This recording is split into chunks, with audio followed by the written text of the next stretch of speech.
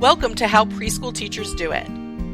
This is Alison Kentos. I am an early childhood educator. And this is Cindy Tarabush. I am an early childhood consultant. This podcast is for parents and early childhood professionals. Let our experience and research-based knowledge become your guide. Happy Monday, preschool peeps. Hi, peeps. Hey there. Alison and I were just saying how very much we enjoyed doing and then listening to our last episode. If you didn't catch it, go do that. We laughed a lot. Okay. Yeah. Today's episode, I was cracking. We enjoy ourselves. We don't know about anybody else. Today's episode, I think a little more serious. I don't know. We want to pose a question, and we want to pose that question and possible thoughts about it, because it was discussed with me and then I went to Alison, as you all know, sometimes happens. And I'm like, get this. A colleague of mine and I were working on a project together having to do with a particular topic in early childhood education and how both the workforce and families might benefit from education about this. And I don't like to use names of people without their permission. I'm just going to say, you know who you are out there. My colleague said that for a long time, she has been saying that parent education should be wrapped into currently existing systems. And we discussed that for a while. And it came down to this question in my mind: why do educators basically hoard information about what they do and how they do it, like we're Oz behind a curtain or something, instead of looping families in by educating them a part of everything that happens from the time someone is expecting a baby all the way through their childhood? Why is it not looped into existing systems? And when I say existing systems, I mean things like, if you're going to some class having to do with childbirth, not only do you need to learn about what to do when they're an infant, but you also need to learn about their brain development, their milestone development, what happens if you notice anything that may be a little off with their milestones. So that is less scary if you're learning about it all along. That there should actually be these courses. Now, I know that people offer parenting courses. If you're out there thinking, but I do that. I also have done sessions for families. But I think it's not enough. And I think it's not offered universally enough. And it's not just not considered part of what people expect to be part of an overall system in our nation. Another system thing I was thinking about, and this was not part of my conversation with my colleague, but this is where Alison and I started to banter about it offline. I said, why isn't there more? And of course, then people say, well, how do you get the parents to come? Well, here's how you get the parents to come. You work it into tuition incentives, things having to do with getting more subsidy for their children if they do this. Like you have to work it. Everything goes back to money in our world. You have to work it into the money. What if even pediatricians or obstetricians or hospitals were to say, if you attend these classes where we have someone who's an expert in child development, who has spent many years teaching young children and is part of one of the state's quality rating and improvement systems, for example, someone who we have vetted, someone who we know their expertise, who uses it every day. So we have this someone. And if you go to X number of classes with this person, we're going to give you this, we're going to reduce this, right? We need to incentivize family education, I guess is where I'm going with it. I'm doing this as I speak. But I think that's where you're going with it. Where I'm going, we need to incentivize families to make high quality, and I'm talking high quality child development knowledge a part of what they do as parents and part of society's requirements for them. People always talk about, and I've done work based on the fact that parenting doesn't come with a manual, but hey, folks, there are people out there who who this is what they do for a living. They teach Yeah. child development. And Yeah. why are we only teaching that to educators? And Right. It doesn't make one more sense. thing, Allison's chomping at the bit. One more thing I want to say before I stop talking, which I know you're all laughing at right now. But She's not going to stop talking. Before I stop talking, I just want to say this. I'm not talking about hiring someone who calls themselves an expert. I'm talking about hiring someone who has been recognized as an expert. Thank you. By others. Bring that up. Okay. Like let's say nationally recognized experts in systems for training teachers, nationally or internationally recognized experts, people who have been even designated by the court as an expert, people who have been published by a publisher and therefore been designated as an expert, people who have served as a subject matter expert for universities and colleges. These are the people I'm talking about. These are the people who teach teachers. Why are we hoarding all of that expertise and knowledge and only giving it to the professionals when we say that professionals and families need to work in partnership? It's not an equal partnership if everybody doesn't have the same information. Okay, that's it. I'm off the soapbox. Go, Allison. Are you? No, okay. No, it's all my colleague's fault. I'm joining her on her soapbox. And honestly, this wasn't even in my head until Cindy texted me about it yesterday. And I was like, she's so right. Why is this? Because here's my thing. You have a thing about incentivizing. Is that the word? Incentivizing? Did I say that right? I hope so, anyway, because I said that word. Okay, no, I wasn't sure if I was repeating the right word. Okay. I don't know. Maybe I'm wrong.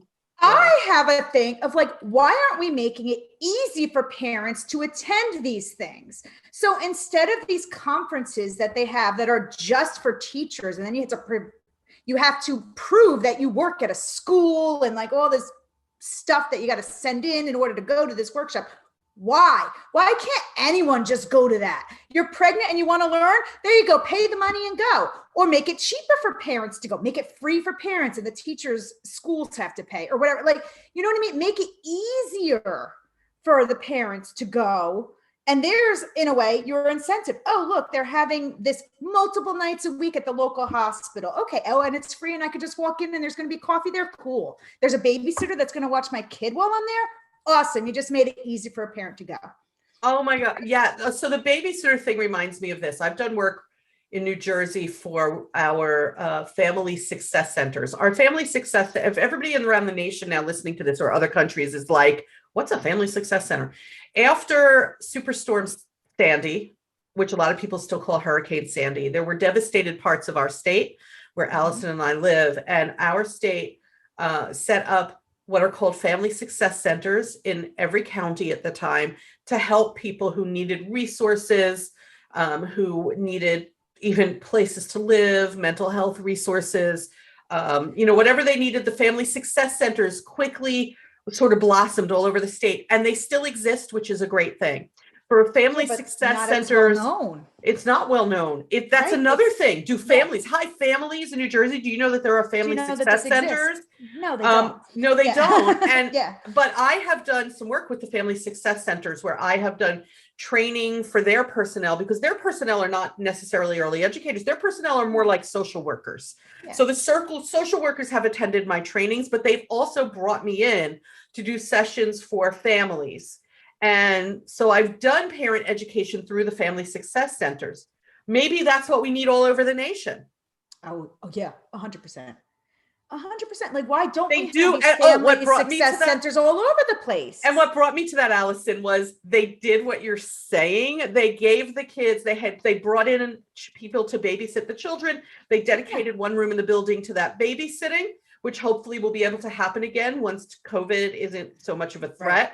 So they had a room for babysitting, and they bought pizza for dinner for the family and the kids. So the families would come in, they would all have pizza together, and then the parents would bring their children to the babysitting room, and then they would sit with me, and we would either, we would like sit in a circle and talk or listen to information that I have or whatever. And it was a lovely thing. I also just made it easier for families to go.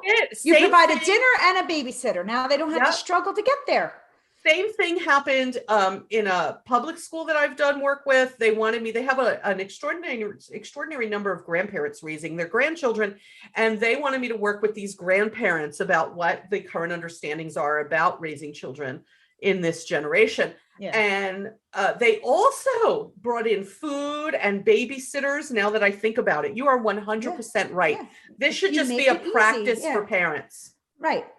But I also feel like we need to normalize it, because one conversation I had with one of my coworkers about this, now this was before I even got on the soapbox about this. She just mentioned this a couple months ago. It's a big soapbox. All right. And I waited till I tell her that this is what the episode is about. She said, now she's got teenage boys. They're old now, but when they were younger, she was struggling with something, and I don't remember what she was struggling with. And her pediatrician suggested she go to a parent coach, which she did, which she said was the best decision she had ever made. It made her so much more confident as a parent, to know what to do and what not to do in certain situations. It really helped her. However, everyone put her down for doing that. Oh, how do you not know how to be a mom? Doesn't that just come naturally for you? Nobody knows. I got to take a class in order to learn how to drive a car. I got to take classes in order to know how to do my job. And what is the most important job on the planet? Being a parent. And guess what? There are no classes about it. And if you do try to take a class, you're like my coworker who gets stigmatized for it and considered it a mental health issue, rather than, I just want to be a good mom. I want to be a good dad. So I'm going to go better myself. If I want to be a better mom to my dog, I go to a class. But if you go to a class to be a better mom to your toddler, you get looked down upon. So we need to normalize, just like Cindy said, when you're pregnant, and you're about to have a baby, there's all these classes, and it's just normal to go to them. Where do they go once the kid is born? All of a sudden now it's stigmatized to go to these classes. And that doesn't make sense to me. Is it? You know what? I don't understand that. I don't know, stigma. But that's what she said happened in her community. She got stigmatized. That's terrible. For going to these classes. It's part of a whole societal thing about needing help is weakness, or admitting you need help is weakness, when actually it's strength. And that's a backward message. Yeah, and I don't know, what on earth.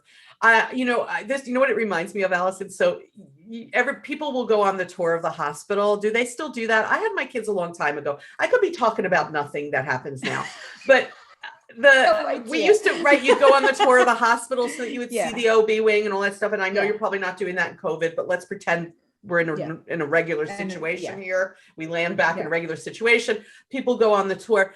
I'm a big tour goer. I love touring historic sites. Tours. I'm a big tour. If it's been historically restored, my uncle we've gone there together. I love history like that. And the tour always ends at the gift shop. So here's what I think. You go on the tour of the hospital and it always ends in a parenting class. You walk into a room, right? And just like on these tours of historic places, you all of a sudden you walk through the next door and you're in the gift shop and you go, oh yeah, well, that figures. It always ends in the gift shop. This time you walk through a door and you're like, oh God, there's the person who's going to teach me about parenting, because this always ends in a class. I think that's how it should be. That's the way it should be. It should just be normal that happens. It should be normal. And then you have to incentivize it afterward. I firmly believe that. It has to be parents gain benefit. And, if anyone's listening to this and thinking they should want to do it, okay, but that's not what B.F. Skinner taught us about reinforcing behavior. There's people who want to do it, but there's no opportunity for them to do it. You know what I mean? It's made difficult sometimes, So B.F. Skinner taught us, and people have gone off the rails with this, but taught us about providing positive reinforcement. Here's my perspective on that. When something becomes an expectation, you don't have to do that anymore. You don't have to provide the positive reinforcement anymore, because now it's just a part of your culture. But it's not a part of our culture right now. No, it's not. And I know families are busy. I get it. And I know that a lot of families say, well, I'm not a teacher. I'm going to hand it over to the educators. But that's not enough, because we're supposed to be partnering. And how do you come to that partnership table feeling like you have a voice if you have no information? No idea. Yeah. And I feel like, as a teacher, I want the parents to be educated, because guess what? That makes my job a little bit easier, because now we're all on the same page. Now, not only do I have to educate the children, I have to educate them and then get them on the same page. But if we're all just attending the same classes, we all have the same information, Now we can make informed decisions together, but when you don't have that, it makes it harder as a teacher or a pediatrician or a nurse or whatever. Your job will be made easier if the families are educated, then they have the information to make the decisions with you. All right. So what we're basically saying is that our culture has totally missed the boat on how we can make family education about their children just a part of our society by making it become something people expect to have happen. Yeah. And, when I talk about tuition reduction, or I'm not talking about something big, people just appreciate a little bit. I've also worked with schools who are trying to increase their enrollment. The schools some of the schools who are my clients, my consulting clients, they're trying to increase their enrollment. So they'll say to me, Cindy, can you do a session for our parents? And then we'll let the parents know that you are our consultant, after they learn from you. And we'd like to open it up to the outer the community to increase our enrollment.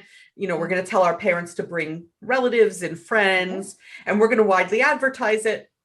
But they're doing it from the perspective, not of providing a service, but of the perspective of, if we provide this service, this is going to be a promotion, which I get. And I support. If they're high quality places, great, promote, I'll help you, whatever. But I think that we also need to think about not only what it does as far as your promotion, but how can we give something to the families who participate, who bring people, and you got to know they're going to appreciate anything. Yeah. People who have children who go to preschool on state-sponsored subsidies would probably appreciate something having to do with their subsidy. My understanding is that in most places, people who have children who are on subsidy still have a copayment.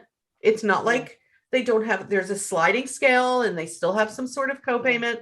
I'm sure they would appreciate something. Even if they don't, then it should be tied to what we can, not only will we give you subsidy for education, but here's something else if you go and take these classes.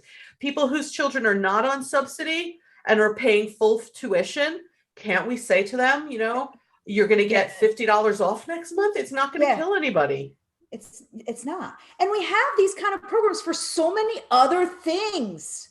Right? Like I get a discount on my car insurance by running an app while I drive my car. Me too. Proving that I'm a good driver. So if I can get a 10% discount because I just drive around with my phone in my car, why can't we give a discount for parents who are trying to educate themselves and become better parents? Right? We're living in a time when more funding is coming to early childhood education from the federal government. So maybe we need to think about the best ways to use that funding. And maybe one of the best ways to use that funding is to normalize parent education, very high quality and qualified parent coaches, not just people who got I'm going to just get a cheap online certificate. I'm talking about people who are really educated and qualified.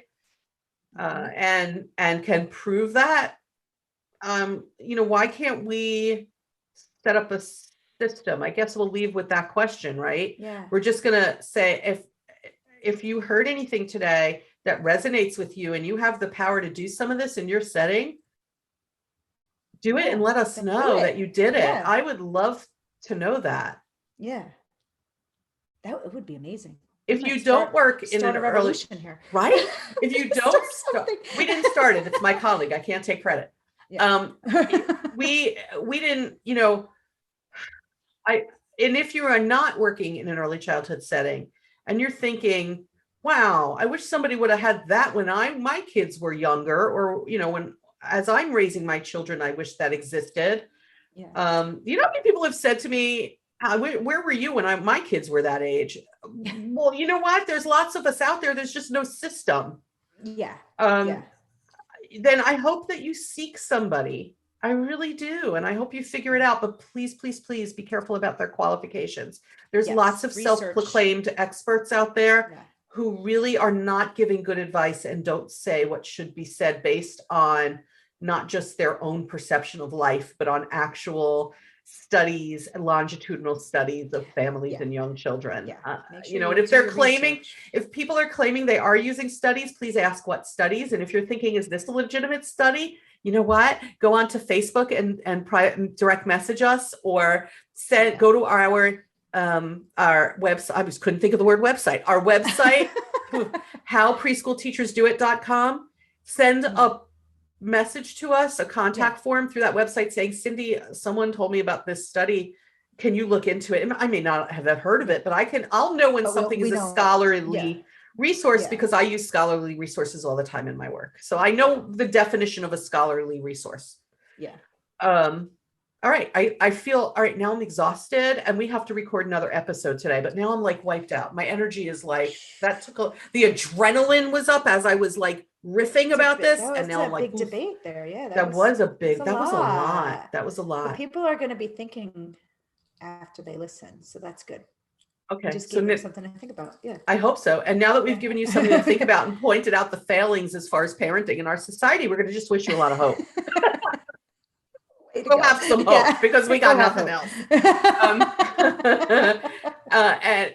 And we will catch you next time wearing the same clothes on YouTube, because once again, we are in a situation where we have to record 2 episodes in one day. Bye. She's laughing too hard, so I'll say it. Yeah. Bye, peeps. Bye, peeps.